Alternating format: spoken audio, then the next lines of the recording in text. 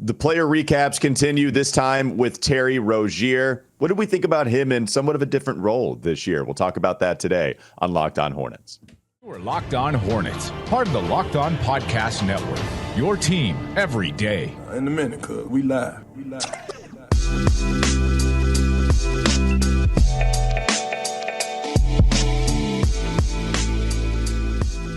It's Locked On Hornets, part of the Locked On Podcast Network. It's your team every day. Thanks for making us your first listen. As always, we're free and available anywhere you get your pods, and that includes YouTube. Today's episode is brought to you by Game Time. You can download the Game Time app, create an account, and use code LOCKEDONNBA for $20 off your first purchase. Last-minute tickets, lowest price guaranteed. That's Doug Branson. You can find a Substack, Every Hornets Boxscore, on his website, everyhornetsboxscore.com. And I'm Walker Mail. I'm on WFNZ every weekday from 12 to 3 p.m. Sports Radio 92.7 FM.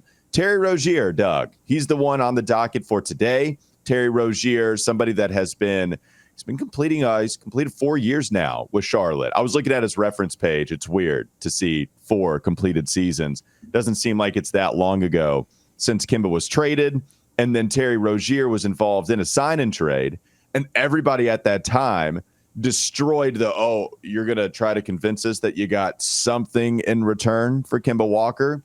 And even if you don't love Terry Rozier, the fact of the matter is you actually did get something in return. And it turned into a second contract that was worth more than $20 million every single season. Now, Charlotte is trying, looks like, to shed that here, Doug. But overall, Terry has been a pretty important player for what the Hornets have tried to accomplish. They've had to lean on him quite a bit, but still a polarizing player. Overall, what did you make of his season, not having LaMelo Ball in the backcourt all that much? Well, yeah, they especially had to lean on him this season because LaMelo wasn't there, and they had to lean on him in a very different way than they leaned on him in years past because, he's always going to touch the ball a lot, but I think they've leaned on him for clutch shooting, for just offensive prowess overall, putting the ball in the cup kind of situation for Terry. But this season, he had to up his distribution game, and he did so. He set career highs for himself in assists,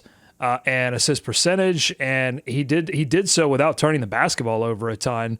I think he had a career low in turnover percentage this season as well. So he was an effective passer, but it came at the expense of his offense. I think that was the biggest storyline for Terry Rozier this season, is that he did have to shift roles, and that role shift came at a pretty significant cost to his overall offensive efficiency.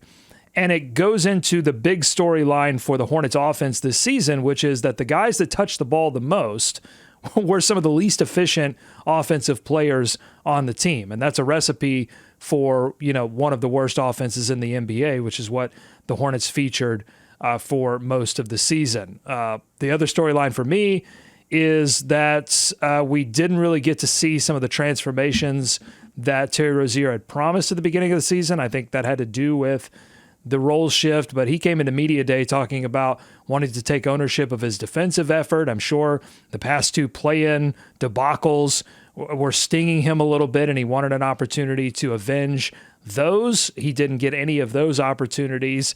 And so now, we kind of have to wait and see if he's part of, the Hornets' future and if he will get an opportunity to avenge any of those losses.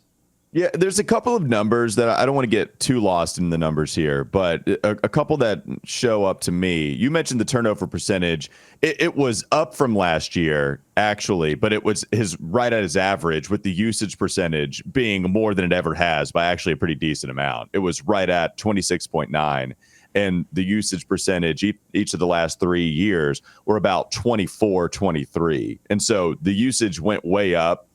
Not surprised at all because LaMelo was out so much, and the turnover percentage was fine enough. What's interesting to me, too, is the volume of three-pointers. That was still the same for Terry and just like total volume, but the three-point attempt rate, that's lower than any other year here in Charlotte. And the percentage, so the three-point attempt rate was lower.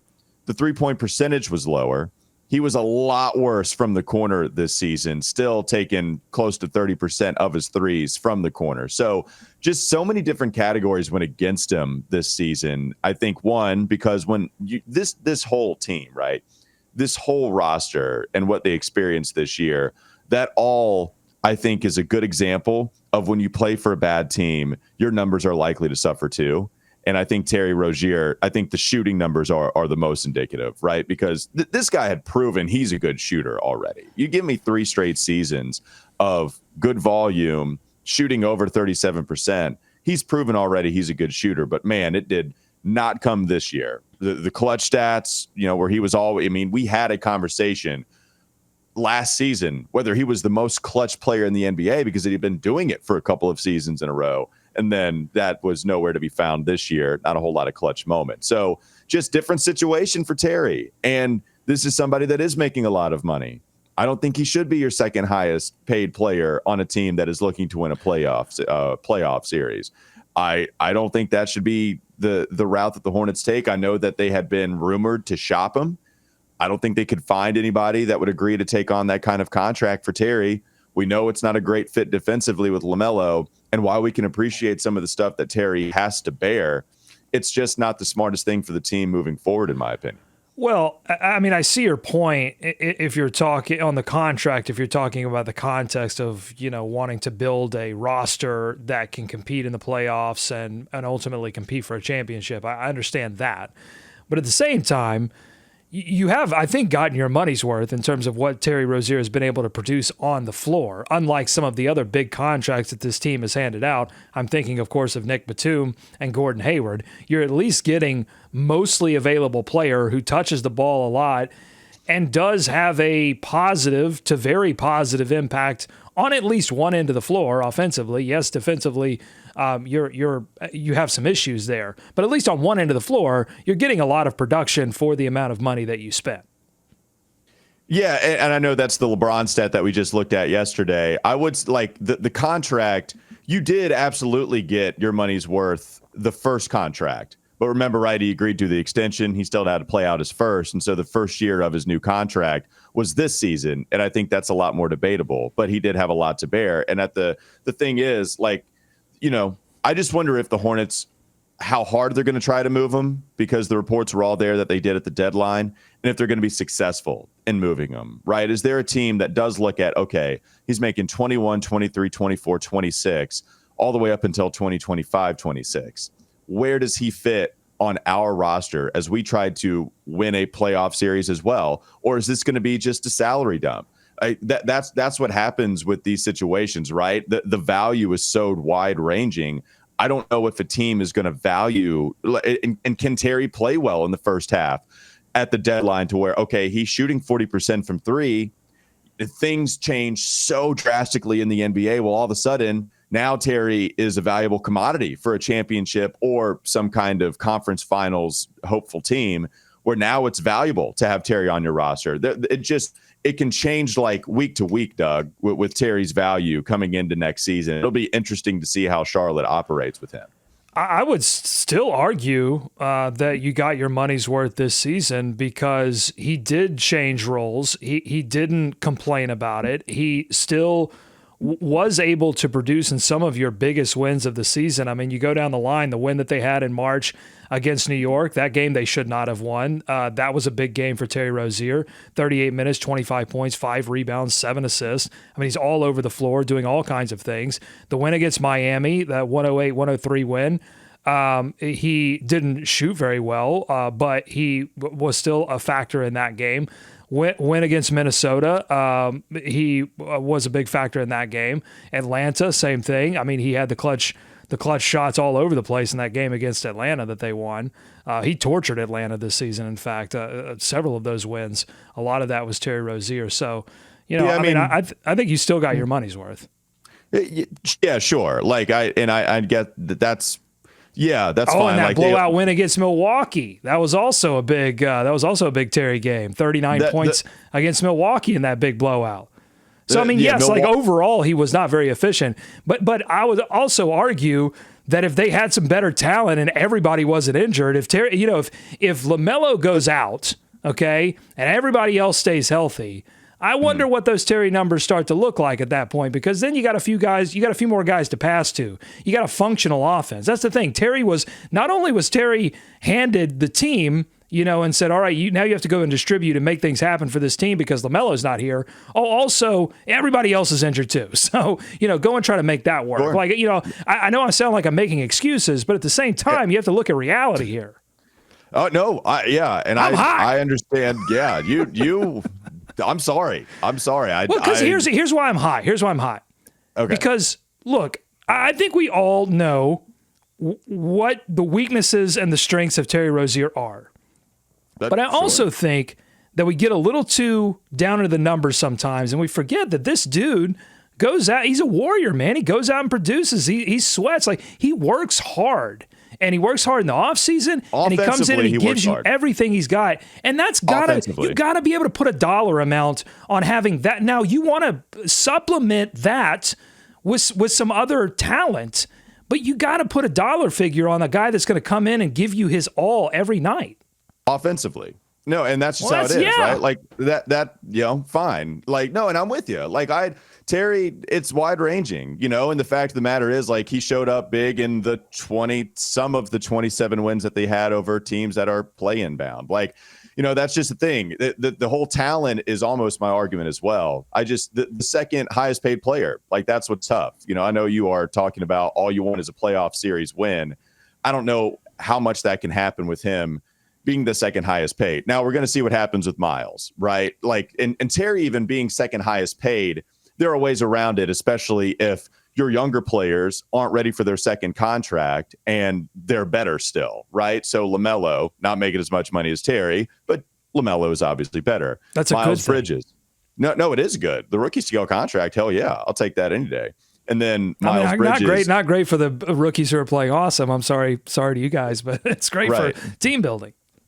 Yeah, anyway. I just look, it is all to say that Charlotte is looking to move off of him for a pretty significant reason right now, like 1 year after they gave him the extension. And the injuries, those were bad last year. That's going to make anybody hurt. It's exactly why I provided the example of if you play for a bad team, your number is going to take that hit, right? It's not like I've just been trashing Terry the whole time. I talked about his shooting suffering because of the different role he had to play.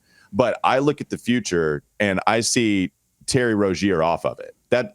Everything that happened last year pointed that direction to me.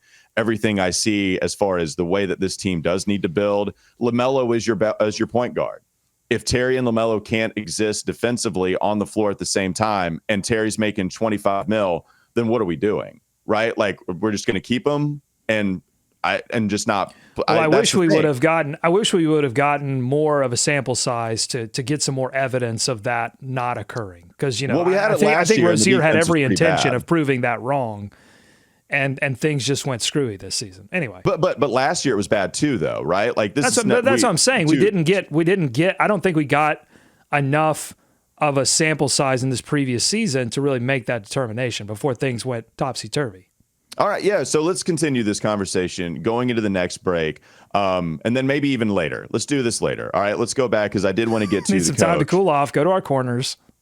No, I'm good. I did not realize the Terry stuff, like, because you've talked about this stuff too. I feel like it's the messenger here that is saying it, and now it's like, wait, I've said this stuff before too. I just got to defend my guy. He went out. This is a tough season, and I feel like some of these guys need defending. All right, coming up next, not Terry Rozier on the Locked On Hornets podcast. Don't go to sleep on the Hornets just yet. Now, we know that Terry Rozier, it's a little bit interesting to see whether he'll be on the roster. What about the head coach, Steve Clifford? There are some names to be interested in, possibly, if you are Mitch Kupchak to go after as your new head coach. We'll get to that in just a moment. This episode is brought to you by Game Time. It is the place for last-minute ticket deals. Forget planning months in advance. Game Time has deals on tickets right up to the day of the event. Get exclusive flash deals on tickets for football, basketball, baseball, concerts, comedy, theater, and more than that. The Game Time guarantee means you'll always get the best price. And if you find tickets in the same section and row for less, Game Time will credit you 110% of the difference. You can get images of your seat too before you buy, so you know exactly what to expect when you arrive. You can buy tickets in a matter of seconds. 2 taps, then you're set. Tickets are sent directly to your phone as well, so you never have to dig through your email. Snag the tickets without the stress of Game Time. Download the Game Time app, create an account, and use code LOCKEDONNBA for $20 off your first purchase. Terms apply. Again, create an account and redeem code LOCKEDONNBA for $20 off. Download Game Time today. Last-minute tickets, lowest price guaranteed. This episode is also brought to you by FanDuel. Grand slams, no hitters, double plays, they're all back. And there's no better place to get in on the MLB action than FanDuel, America's #1 sportsbook. That's because right now, new customers can step up to the plate with a no-sweat first bet up to $1,000. I used to be a FanDuel baseball fiend. That was back in the day. Just go to FanDuel.com/lockedon, sign up, place your first bet, and get up to $1,000 back in bonus bets if you do not win. Don't miss your chance to get a no-sweat first bet up to $1,000 when you join FanDuel today. Just go to FanDuel.com/lockedon to sign up.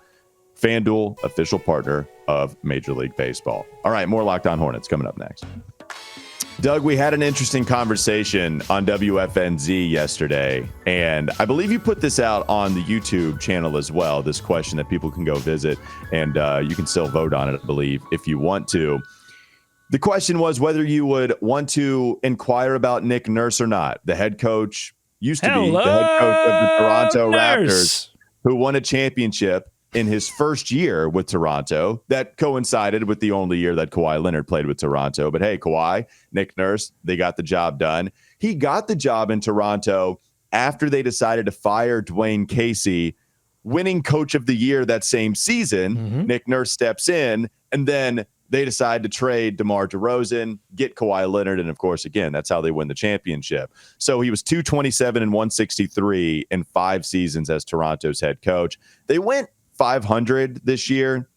People had high hopes for him. That's the thing. It's the expectations. If you don't deliver on them, then there's always a shot you can get fired. I mean, even, you probably have to be one of the best coaches in the NBA in order to stay safe if you do not live up to expectations. I know the message apparently was not well received as it continued to go on. I know you were reading about this too, Doug. What did you see about Nick Nurse and why he was let go by Toronto? Walker, you know me. And people that listen, the everydayers that listen to this show every single day, they know me. They know me enough to know that I love a couple of things in this world.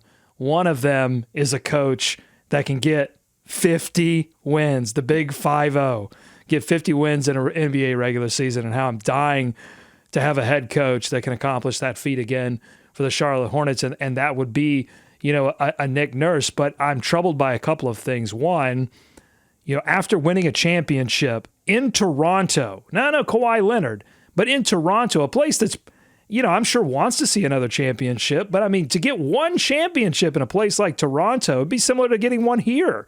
It would just be like this person should have a statue built for them. This person should have the sort of Greg Popovich treatment for life. They're the coach for life. They won us a championship. Wow.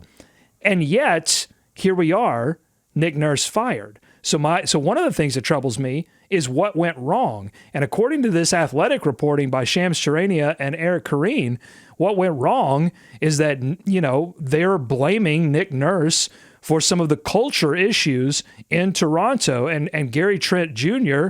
Was quoted saying after the season that he got used to the coach's criticism coming out in the media before Nurse would tell them in person. And Masai Ujiri basically, I don't know, coming out maybe directly or insinuating that, look, there's a culture problem here, and that's why we decided to make this move. So that right there is a little troubling. I don't know what you think about that. No, you never like to hear that the players and the coach didn't get along, especially if the whole idea and the theory of this conversation, this segment, is the question, do you move on from Steve Clifford if Nick Nurse is on the table? Because Nick Nurse has a championship, because he was viewed as this X's and O's mastermind. But you also have to realize, as Nod would preach quite a bit, this is a human business as well, right? This is a people business. And do you take care of the people part well enough? Now, we can go to the athletic players poll, and we saw that Steve Clifford was both on the coach you'd most like to play for list and the coach you'd least like to play for list. I feel like in a weird way that could be a good thing because he is so honest. He's going to tell people, well, don't exactly not exactly thrilled with your production, you're not going to be coaching. I'm sure that person wouldn't love it. But if he is thrilled with you, he's going to tell you. And it does look like he's brutally honest. It seems like the Nick Nurse reporting, that's not so much. And so, okay, like it's almost the Terry Rozier conversation, right? Like for me, I appreciate Terry a ton, but trying to get me hot again. No, I'm just telling you, because Steve Clifford is awesome. Love Steve Clifford. This season, you talk about all the excuses, right? All the injuries. You'd like to see that experiment with Steve Clifford having LaMelo Ball on the floor. You'd like to see him and Terry coinciding with one another, how they are supposed to fit. You know, you'd like to see the full experiment work, but you didn't have all of the pieces because of injuries. So, okay, but we've seen Steve before. Here's Nick Nurse, a guy that has won 50 games, has won a championship, but also has these problems. So, like, you tell me what to do with that, because I think that's tough. Well, I think the reason why Clifford is polarizing is because he comes in, he cleans things up, he builds a good culture. He does that through honest evaluation, through direct criticisms that are not in the media. He is very careful. We pointed that out multiple times. He had a chance to go after LaMelo Ball for a couple of situations, and he leaves players' names, for the most part, out of the media. Very honest. And he keeps those things in house, and that's important to maintaining that culture. Okay, it's the line you have to walk is you want to hold players accountable, and you sometimes need to do that publicly, but you don't want to do it where guys get called out and egos get bruised.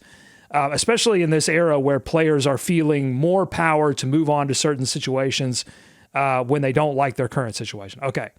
So I think he's polarizing, though, because the culture comes in, he builds a good culture, but then they don't win. Like Charlotte didn't win, Orlando didn't win. And when you don't win, and then that honesty starts to feel a little grating, after, you miss the playoffs or you get blown out in the play-in or whatever, or you get 4-0'd out of the playoffs in the first round, then that stuff starts to wear thin. Okay, so that's the Clifford thing.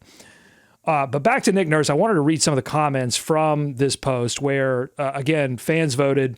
61% wanted to go after Nick Nurse as opposed to Steve Clifford, 430 votes on this. But I want to read some comments here. Carl says, I don't think Nick Nurse or any coach for that matter could have done that much better with the amount of injuries we've had this season. Let's see. Al saying, I think Nurse and Clifford are a lot more similar than people think, especially when it comes to rotation and minutes. Because of that, I think I'd want to give Clifford one more year. So Al there, wanting essentially for stability. And I think that would be one of my arguments too of staying with Clifford in this situation, is that I think the franchise should prioritize stability for LaMelo Ball's growth. As long as that relationship is good, as long as LaMelo and Steve Clifford continue to see eye to eye.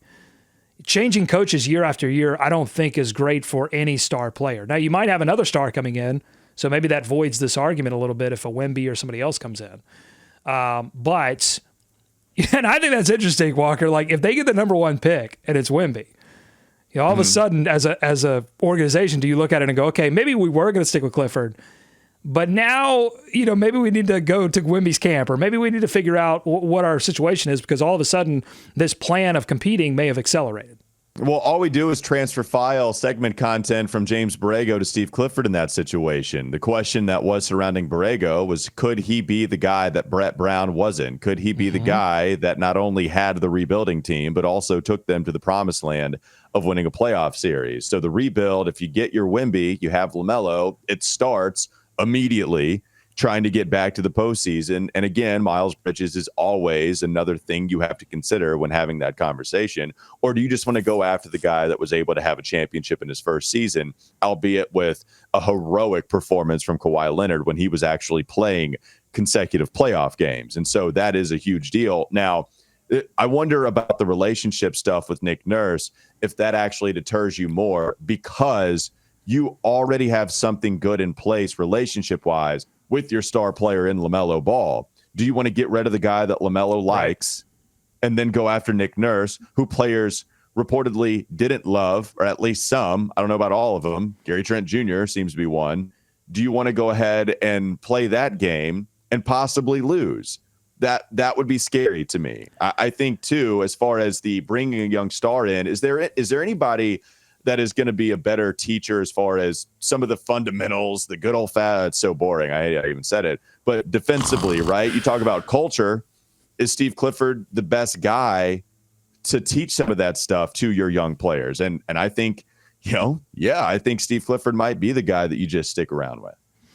Okay. So here's where I'm landing on this in terms of my opinion, because there is one other factor we haven't talked about, and that's, we can talk all day long about would Nick Nurse be a good fit? Is it a better fit than Clifford? Yada, yada, yada, championship experience versus a guy that can't get out of the first round. All that's great. But the Hornets tried to move on from James Borrego. They tried to bring in Kenny Atkinson. They couldn't seal the deal. This organization couldn't even hire the coach they wanted to hire. That coach walked away from the job after verbally agreeing to it. So my thing is, if the Hornets don't have that number one pick, they don't have that sort of anchor, that attractive thing that could convince a guy like Nurse to take this job over another job, then I think you got to stay with Clifford, because I don't trust this organization to go out and seal the deal with a Nick Nurse level candidate unless they have something that is so juicy, so valuable that a coach is just like attracted to it, like a fly to one of those fly catchers when they go, like that's what it's got to be. You know what I'm saying? The fly. You could have gone to I thought you were going to go to something different with the Hornets blanky season and then fly attracted to blank, and that's what I thought. No, I didn't want to go B into that. The B into the, because no, that's not what we're not trying to get. We're not trying to get a B to go into it and kill the B. We're trying to make the B live. So what I'm saying is, if you're following me, that if they get the number one pick, then I would be okay with this organization pursuing a bigger name.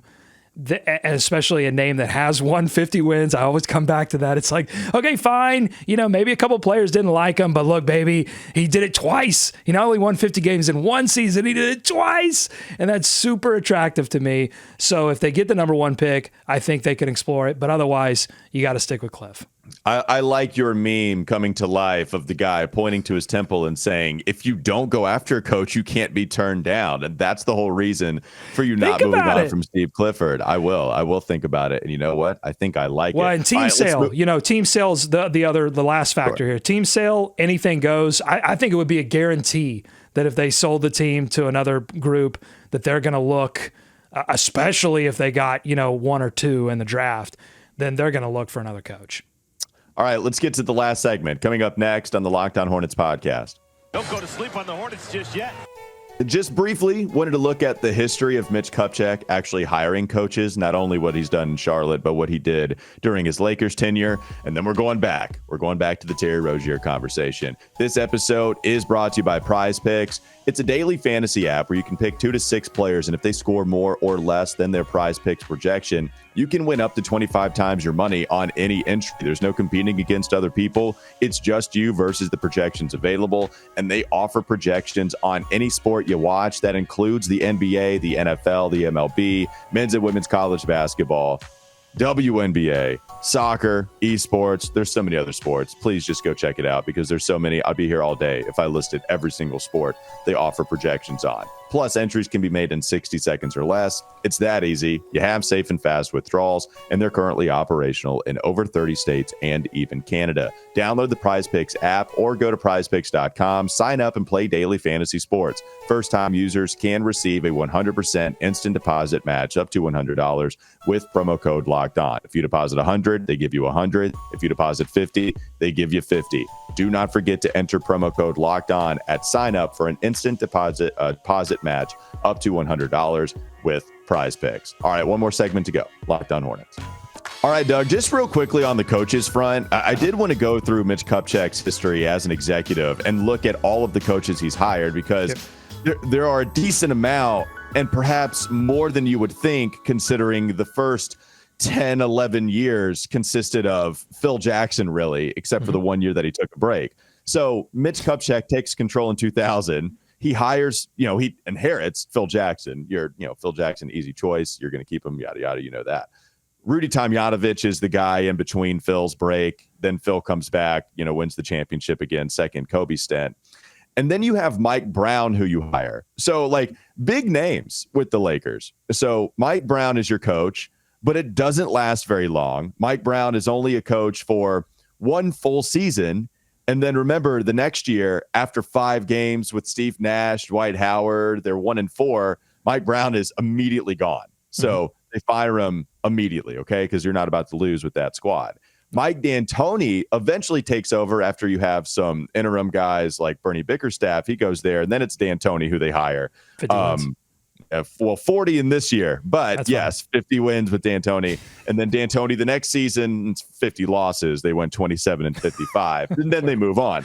After Mike D'Antoni, it's Byron Scott for 2 years. And then after Byron Scott, it's Luke Walton. Oh, what a name.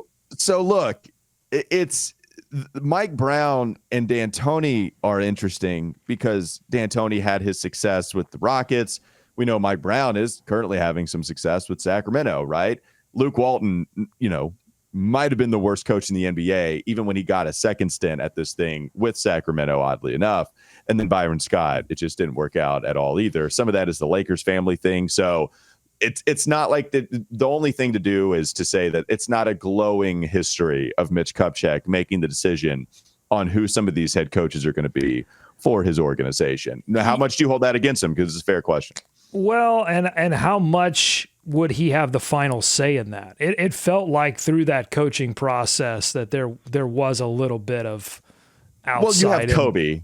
Kobe changes the calculus. Well, I mean in Charlotte. I'm saying last season in the Kenny Atkinson deal, I just felt like there was a little bit of all hands on deck to make this decision, as opposed to just a solely Mitch Kupchak decision. Yeah. With Steve Clifford, that makes sense because of Michael's relationship. So for sure. So yeah, that is a fair question. Going back to Mitch Kupchak, moving on from Steve, we've already had that conversation. You have one other point. Well, I'll just say this. I hope that they commit to Clifford, if only because it will save us from the Mark Jackson stands that will come out of the internet woodwork and parade in our comments. It's the weirdest stand group I think on NBA internet is the folks that want Mark Jackson hired for every single coaching position that opens up. It's super weird. That they hold a place in the Mount Rushmore YouTube comment stand Hall of Fame for sure. They're right up there. All right, Doug. So I'm gonna play the male role in the notebook, and I'm gonna ask you to tell me what you want when it comes to Terry Rozier being on this team long term, because we've had these conversations before. Was it the timing that I had for the criticism of Terry's play, thinking it might be better to move on? What do you want? You have to tell me what you want with Terry Rozier, his contract moving forward. You tell me. What do I want the team to do with the contract? What do I want Terry Rozier to do with his contract? Do you want him on the roster? Do you want to trade him? What is your best feeling for this team moving forward? And even Terry, if you want to take care of Terry Rozier as well. Yeah, I think long term, I don't think that the Rozier Ball backcourt, as evidenced by the past couple of seasons, is going to work. But I'm open to the idea of Rozier with everyone healthy. I'm open to the idea of him improving his defense because I think he has the at 29. Tool. At 29. Well, but to me, it's not something that's outside of his range. It's just something he's chosen not to prioritize. And it felt like coming into this season that he was going to prioritize it more. And I think things took a left turn. That's what I'm arguing here, that in another universe where everyone stays healthy, we might be talking about how Rozier lifted his game defensively in a way we haven't seen. I don't think that's out of the realm of possibility. So I guess I would want that to occur if he's going to stay with the team. I'm open to the team looking to move off the contract.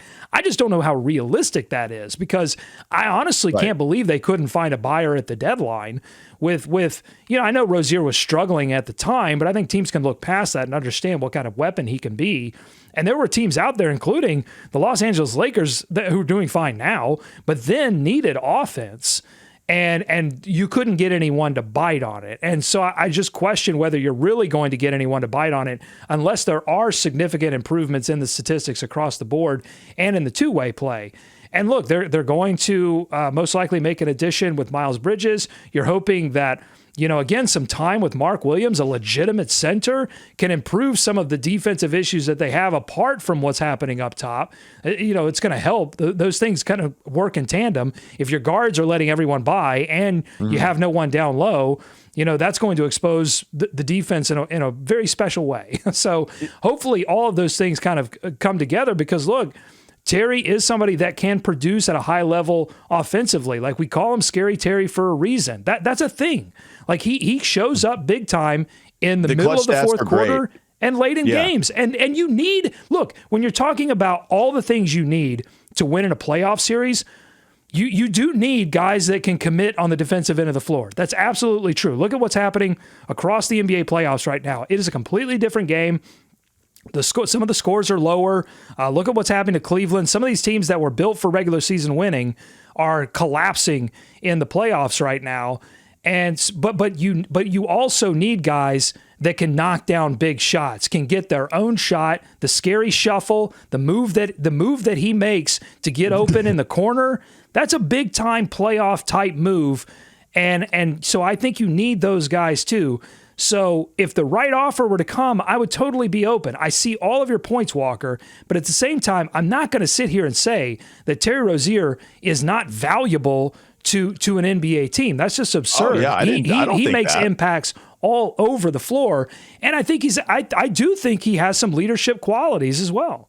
Oh, no, and I don't know. And hold on. I did not say I'm tired of you lambasting this guy. I'm tired of you, besmirching the good name of Scary Terry Rozier. Here's my final thoughts on Terry, because I don't want to besmirch him. Quit besmirching. The first half of that first segment was me praising Terry for what he was post Kemba Walker, when everybody bleeped on the move, not getting anything in return. You absolutely did get something in return. Put your finger down. You already gave your Terry soliloquy. I want less besmirching on this show, and I want more believing. Less besmirching, more believing. Did you needed to interrupt me for that? You were on the verge to interrupt me because you wanted to bring that up. The thing about the Terry stuff, the leadership qualities, I think are there in a lot of regular season action as well. I wish it'd show up in the play-in. When we talk about Terry Rozier. Damn it, I was hoping you would forget about that. That's the when we have Terry. That's the checkmate argument, and I was hoping that you wouldn't remember it. Well, but no, this is my biggest problem with Terry. This is my number one biggest problem, is when Terry Rozier talks the last 3 years, and Doug, you've covered this team a lot as well. You know that Terry goes to the podium each of the last 3 seasons and talks about how we need to bring it on defense, and then he himself doesn't bring it up on defense. I was hoping this would be the year that he actually lived up to it. Yeah, I know. Like, I want it too, right? Because the clutch stats, I literally sat on this pod and said he was the most clutch player in basketball.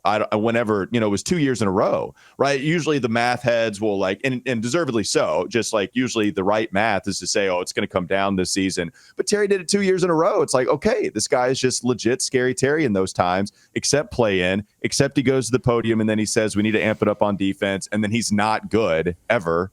And so that's the problem. And so anyway, clearly though valuable, clearly has had a lot of offensive responsibility. And this is a year, if you want to throw out the stats, I'm cool with that. Like it was awful for everybody.